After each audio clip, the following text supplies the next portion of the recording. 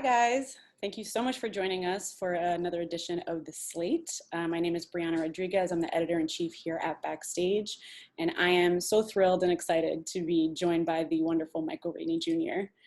How are you? I'm good. I'm good. How are you? I'm doing well, keeping it strong. We had some technical difficulties yesterday, so we're shifting to Zoom, which I'm excited about.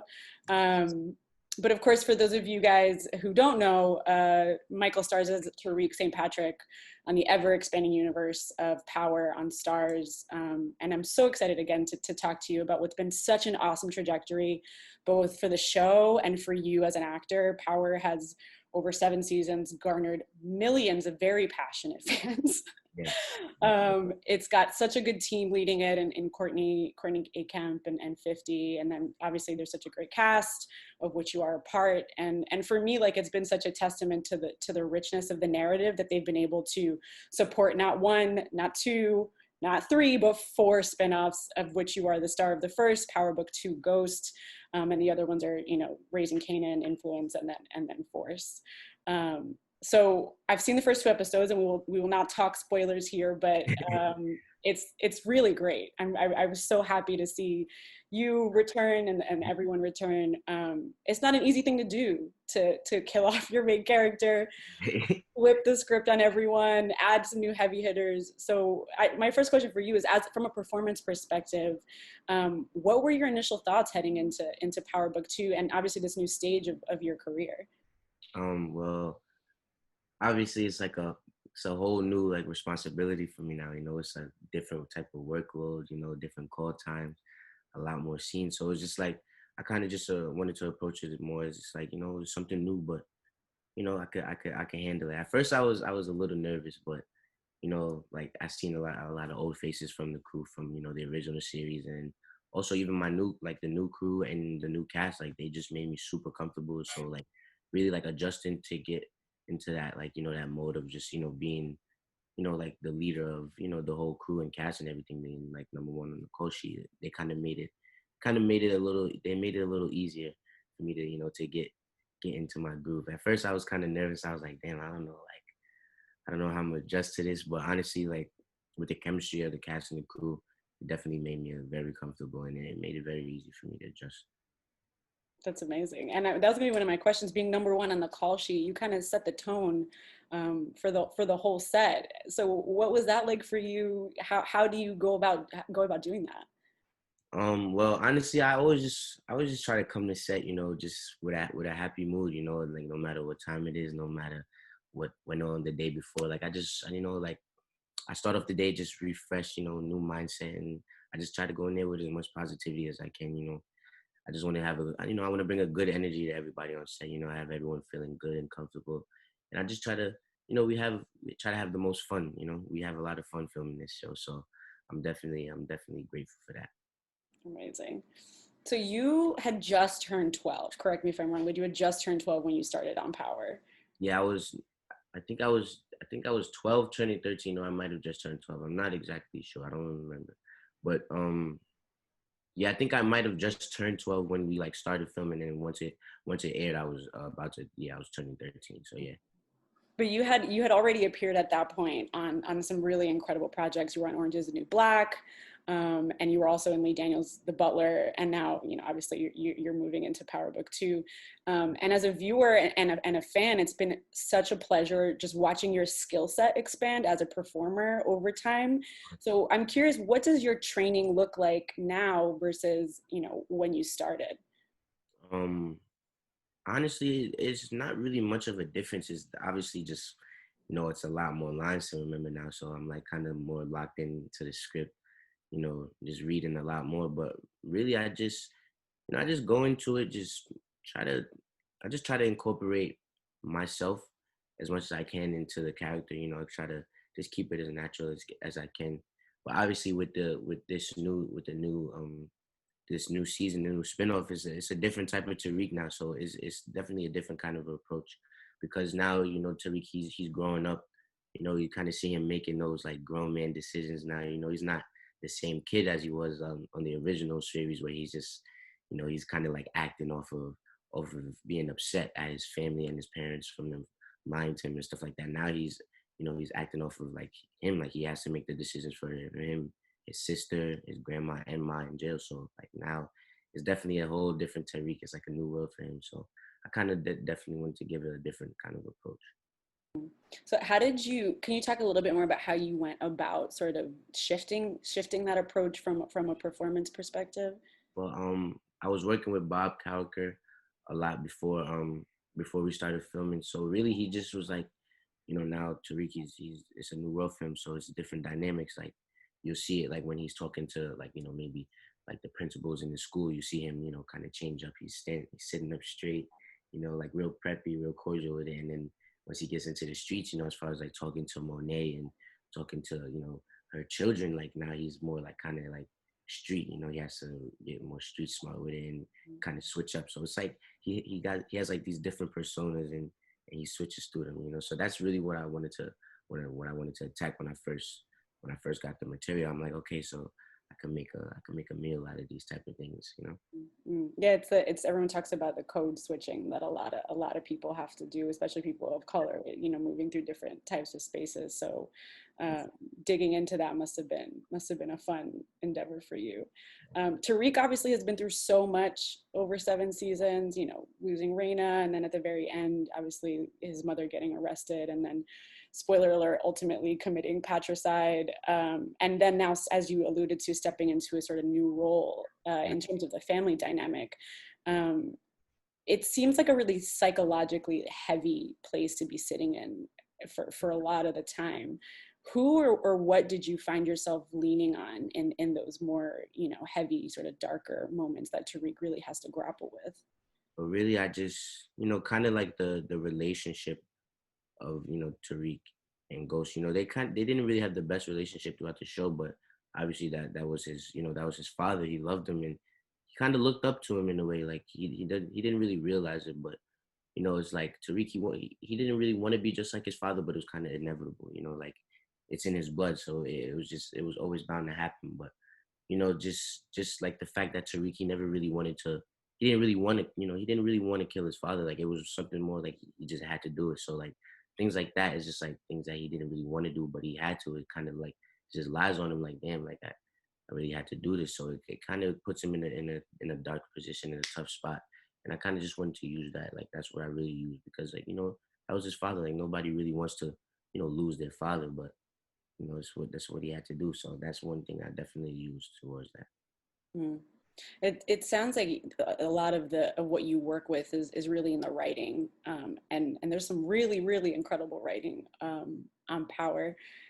Is that kind of a two-part question? Do you have any tricks for memorizing lines, and then also just for sort of doing analysis of like this overarching character development? One's more nitty-gritty and the other one's big picture. So I'd be curious to hear about that from your perspective.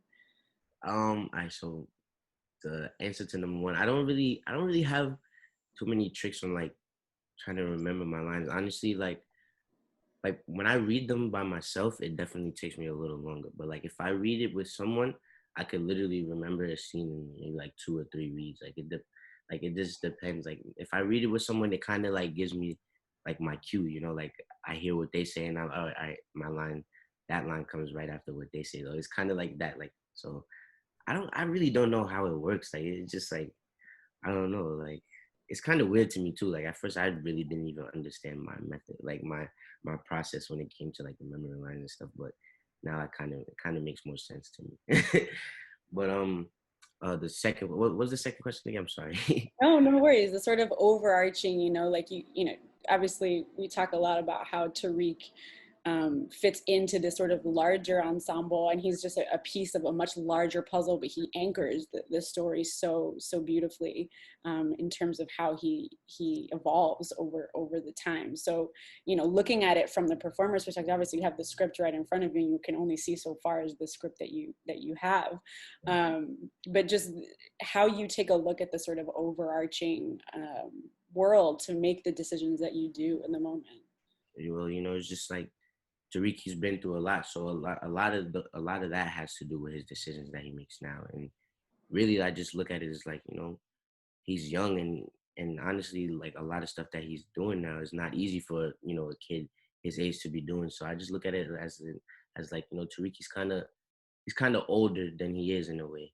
So I feel like like his maturity, I use that a lot for sure. I love that.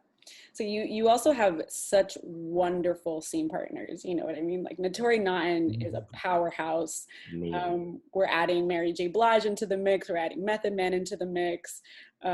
What for you? Like what makes you excited to work with somebody in terms of a scene? Like what makes a good scene partner? Man, what makes a good scene partner? Honestly, it's just the energy really, like, especially not even just energy, even just like being able to just read lines with them, like whenever we're not shooting, like they just want to just read it like real quick. Like me and Method Man, like me and him, like we're always reading lines, like no matter what we're doing, be at lunch reading lines, we'd be waiting for them to set up the shower reading lines. So it's just like those type of things. It makes it way easier to work with each other, because especially like you want to have good chemistry with each other. So whatever it is to build chemistry, all of my scene partners, they're open to do it. So I appreciate all of them for that, because it's not a lot where you get to really experiment with your scene partners, and find out different things about them, and find out different things, like their different methods as far as remembering their lines or just attacking the scene. So I feel like just having a good chemistry with your scene partners is always important, and I have great chemistry with all of my scene partners. So Mm. it definitely makes it easier to work with them a lot. Yeah, it must be such a fun place to be in because how remind me you were 19. That's whole Yeah, right. like So like being as young as you are, but leading the call sheet and then having all these amazing people around you to work with must be so fun. Just like it's definitely it's insane. It's still unreal to me. It's just like it's like me and like all of these people, like Mary J, like Method Man, like Lorenz Tate, like it's insane having those people around me. It's humbling for sure, because or when I have like maybe I have like a rough day on set sometimes, and they're always there to just pick me up and uplift me and put me back in good spirits. So like it's amazing having those people around. Like I couldn't ask for like a better cast, honestly. Like they're there for me 100%, and they're so supportive with me, and honestly it's just it's amazing to me. mm, that's so great. I mean, I went to a screening that you guys had at the Paley Center. This was like before everything started to shut down, and you guys were on stage, and you got like quite emotional talking about how grateful you were specifically to Courtney about Definitely. just for the whole opportunity. So it's really exciting to see you blossom in that way. Yeah, man, I was definitely emotional, because like I said, like when I first started, I was 12.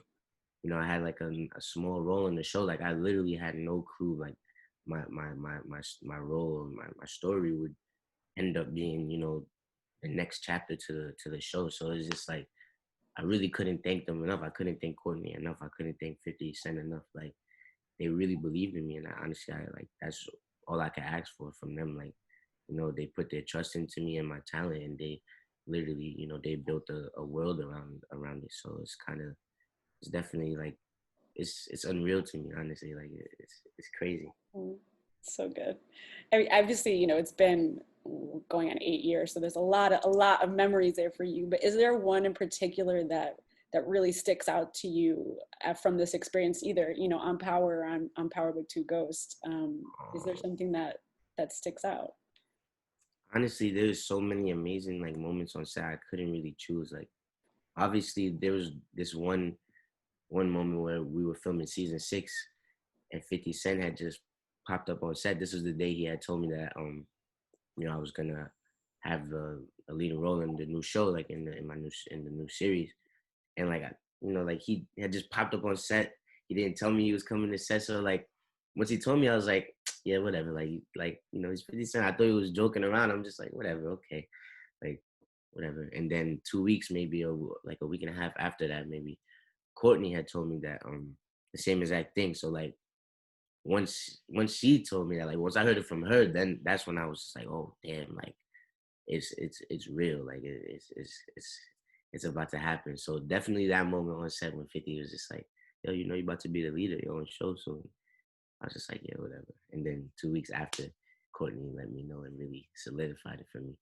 But that's one of the many. Honestly, honestly, I feel like one of the best moments was, filming the last scene of season 6 too. Like it was obviously the best and the worst because like, I didn't want to finish. Like I didn't want to end like filming 6 years with those people every day for such long hours. It's like a family. Like we build a bond. So it was definitely sad, ending that chapter. But it was amazing. Like we got to that point. So that was definitely a great moment because everybody was there. Everyone was crying. Like it was emotional. But it was bittersweet. So that's definitely one of the best moments as well.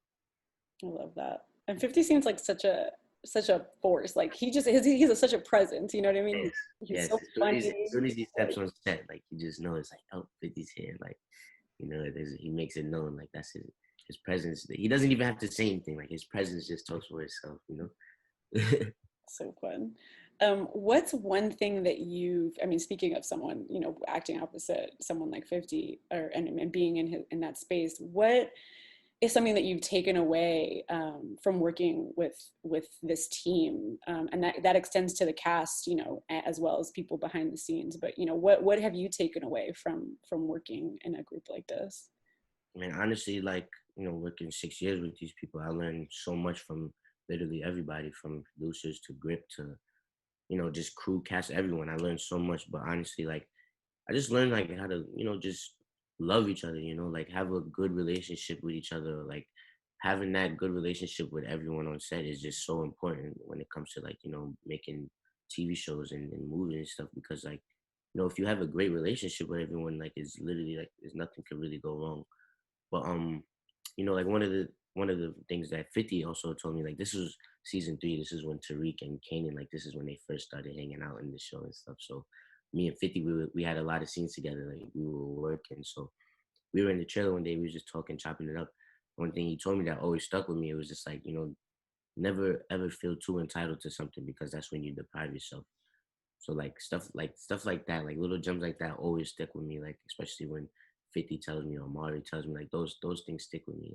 That one was like that stuck with me most. Like never feel too entitled to something because it could be something way better out there for you, and you feel like you're supposed to have this, and then you're depriving yourself of something that could possibly be way better for you. So Mm, you deprive yourself.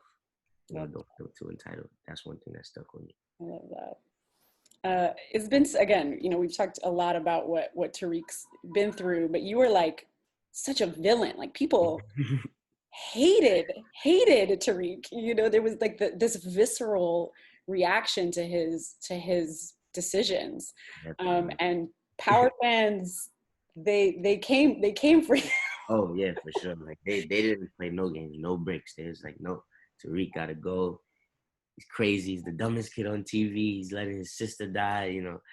But honestly, it's like all of that stuff. Like I love it. Like it was fun. It was funny to me, because it's like it means they're paying attention to the show. They're paying attention to the character. So it's just like, what more could I ask for? Like that's what I do for them to watch, and I want to get a reaction out of people. So like the fact that I got a reaction out of people, it was kind of cool.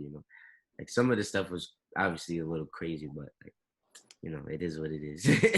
Yeah, weren't there like death threats? And it got Oh to yeah, that level. death threats. People was telling me that I'm banned from this city. If I come to this city, they're gonna beat me up. All types of stuff like that. It was crazy. It was insane. But it's like, hey, they're into it. They're into the show.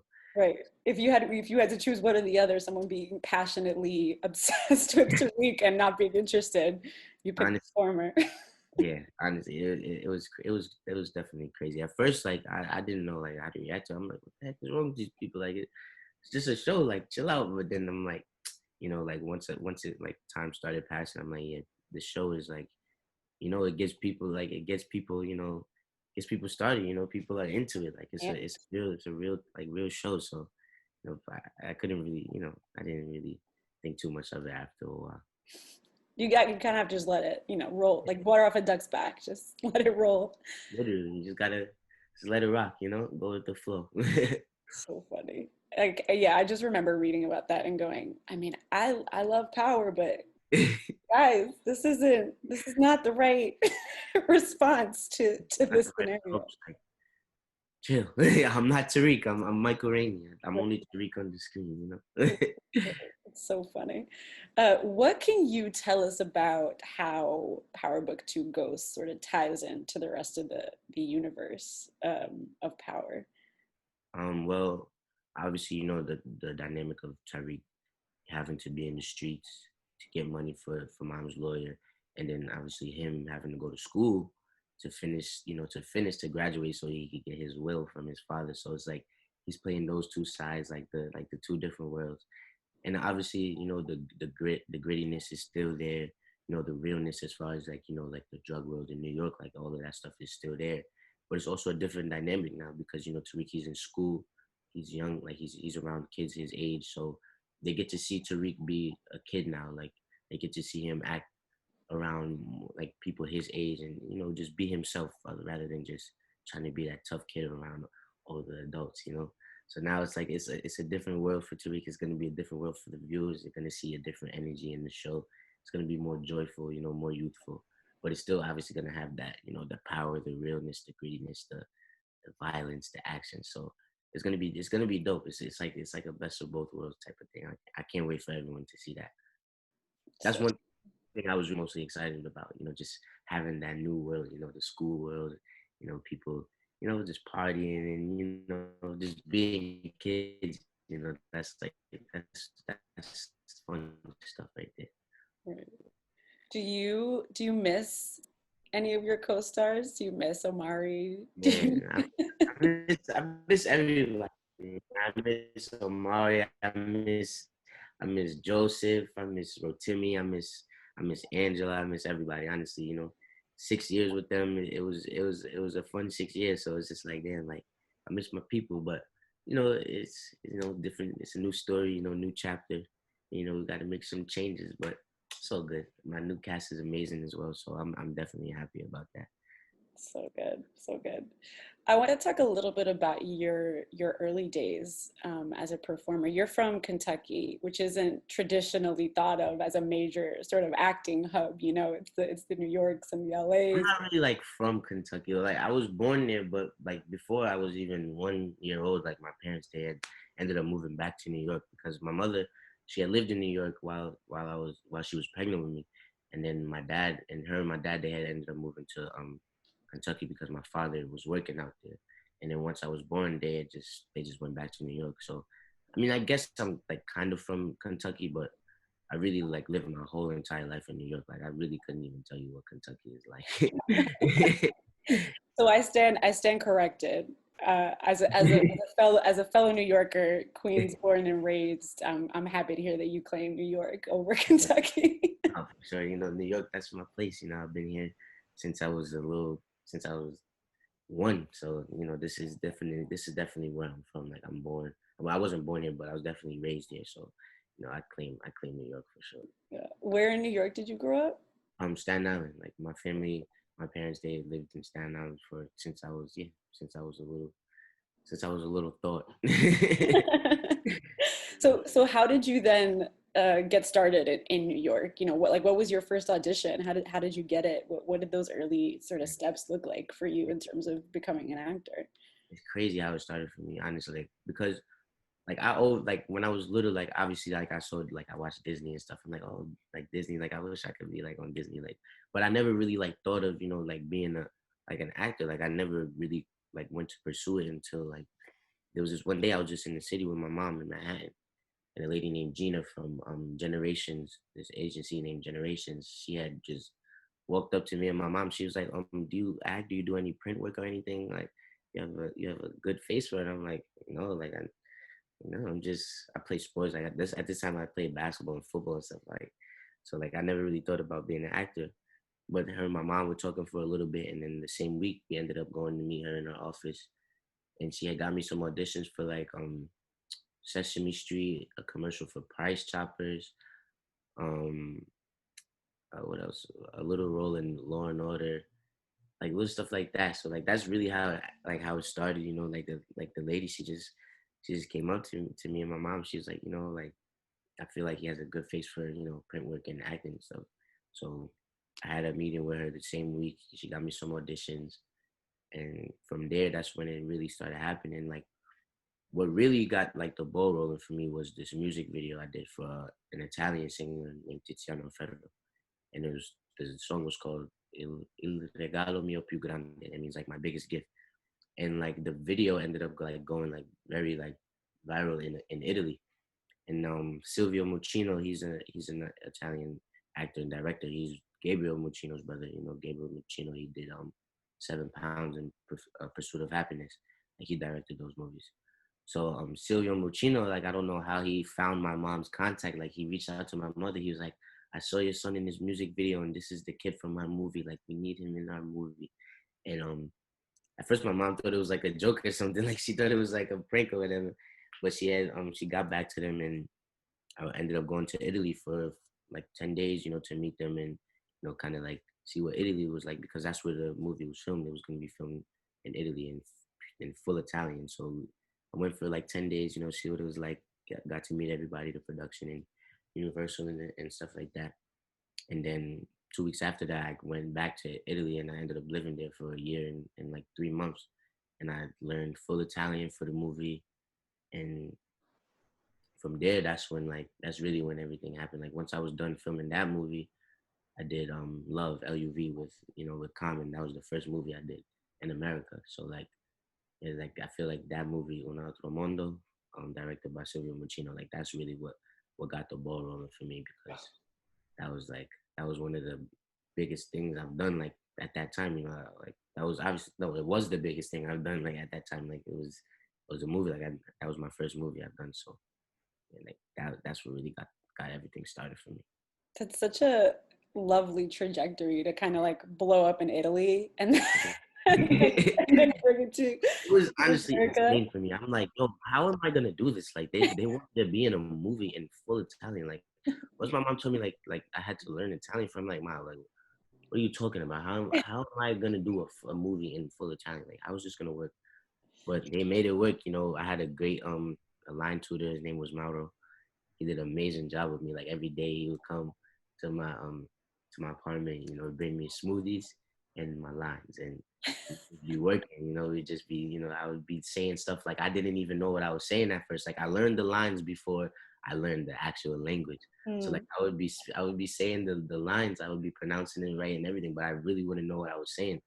So like once I learned the language more, like I was just going out in Italy, just doing things on my own, like ordering food by myself, like buying different things by myself, and like I just kind of like got used to the language, and like once I got used to the language, that's when like it kind of got a little easier for me, and then from there it's just that's how it happened.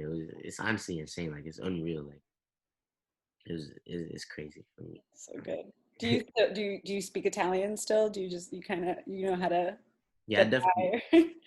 I still speak Italian. Like I could still have a conversation. Like I'm not as like fluent as I used to be, but Mm. I'm still pretty fluent, and I'm looking forward to like getting back on, just having like regular conversations and kind of just picking up back speed, because it's always amazing to know a different language, especially like a language like Italian. Like I love that language. Like it sounds so nice to me. Like it sounds so cool and like smooth to me. I don't know why. But yeah, like knowing that language is definitely dope. So I don't want to lose that. I want to Keep it keep it going. going. So, Yeah. oh my God, I that's such a great story. So good. Do you have, in the spirit of stories, do you have an audition horror story that you would be willing to share with our actors who are constantly, in the audition game? um, I wouldn't say I have like a certain story, but I've definitely had some times where I feel like, damn, that was terrible. Like I could have done way better and stuff like that. But like when you're growing and you get into it, like you're always gonna have moments like that. Where you feel like where you could have done better, and you feel like you did trash. But it's always gonna be times like that. But you gotta just keep it pushing, keep working. You just gotta be confident, honestly. Like once you're done, like there's nothing really else you could do after that. So you just got to keep it pushing. And just don't beat yourself up too much. When you beat yourself up, that's when you just bring your spirits down, and then everything just gets all messed up. Mm. You know, like Yeah. whether or not you feel like you did a good job, you gotta feel good about it. Like even when like sometimes I feel like I didn't do a good job, but like, I feel like I did good. I feel good about that one. And obviously there's always gonna be time for you to redeem yourself. So, just don't ever really beat yourself up too much. It's not worth it. It's always time down the road to better yourself and to right your wrongs kind of thing. Mm. Do you remember your Power audition? Do you remember what that was like? Yo, I literally don't remember. Like It was a while ago, so. it was a long time ago. I always try to remember too. Like when I get asked that question, like I always try to find it, but it's just like it never comes back to me. I really don't even remember. Damn. You like blocked it out. It was like a flash. It just It just happened. Like a lot of my auditions, I really don't remember. Like one audition I do remember was my barbershop audition because like that was like I had to go to LA to do that audition kind of. Well, I did a self tape and then I did like another like audition. But other than that, I don't really remember like a lot of my auditions. It's just, I just go in there and like, you know what? It's audition time. Let's do it. Let's try to get this role. Like, yeah.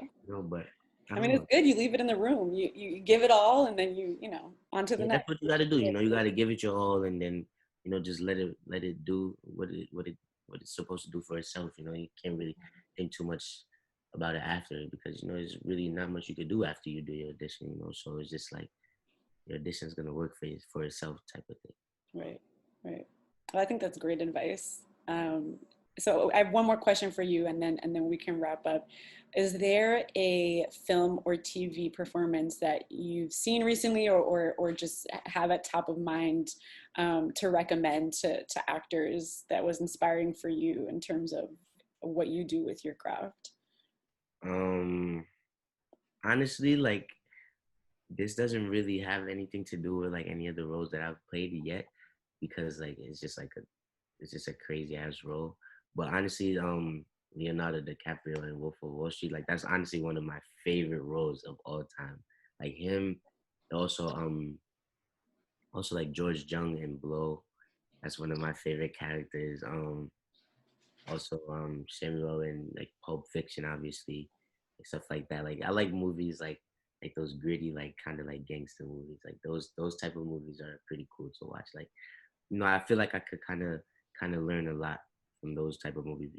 Obviously being a part of like a show like Power, where it's like drugs and like gang activity and stuff like that. Like I kind of like want to incorporate those kind of like vibes to it. But honestly, those are like my favorite type of movies, like those gritty movies. Like also Fight Club, I like a lot. Like all types of movies like that. Like 197, Method Man was in 197. Um, what else? Um, and Hateful. So it's a lot of movies I love. I mean, I just be consuming these movies. I really watch the same movies like over and over again. Like I really rarely watch new movies. Like I watch like the same handful of movies like over and over again. Honestly. I mean, I feel like that's the sign of a good movie when you can rewatch it, not get bored, and find new things in it. That's Which what I like doing. Like because every time I watch these movies, like I literally watch these movies about 7 or more times each. But every time I watch them, like I feel like I see something new in them, and I feel like I'm like, how did I miss that last time I watched it? So I feel like like rewatching movies is good because it's a lot of things you can miss out on, and a lot of things that you don't even notice. But yeah, I really watch the same movies over and over again. I don't know why. Like it's just like I don't know. It's just like my thing. Like I don't know. it's a sign of good work. It's a sign of someone having put something meaningful into the world, which is awesome. Definitely. Well, Michael, thank you so much for joining us here at Backstage. I can't wait to see what's next for you on Power Book 2. We premiere September 6th, right? Yes, number 6. I can't Tune in wait. everybody on Stars. The thing that's my birth month, so it's like a little That early birthday present. Like September is my birth month, so it's like that's like a birthday present to that's a me. great birthday present. Definitely, I'm super excited for that. Honestly, like I can't, like I've never been more excited than now. Like this is like I don't know, like I can't even explain it. Like it's just insane to me. Like it's really about to happen. Like it's almost here. So You have a lot of right to be excited because it's really good. Like the show is really, really good. I'm so Uh, happy to say that. That's it, amazing to hear. I was like, I'm not, you know, I'm gonna be honest, I didn't know what to expect. A spin-off series are hard to do. But Definitely. the vibe is there, the pacing, the storylines, the complexity, the performances. It's great to hear. I, I I highly recommend to all Power fans, please tune in on September 6th because you're not ready. You're not ready. You heard it here first. She said it. Y'all not ready. Definitely. Amazing. Well, thank you so much. Take care in these crazy quarantine times, and Yes. we'll You as talk well. soon. Thank you so much. Thank Have a good you. day. You too. All right.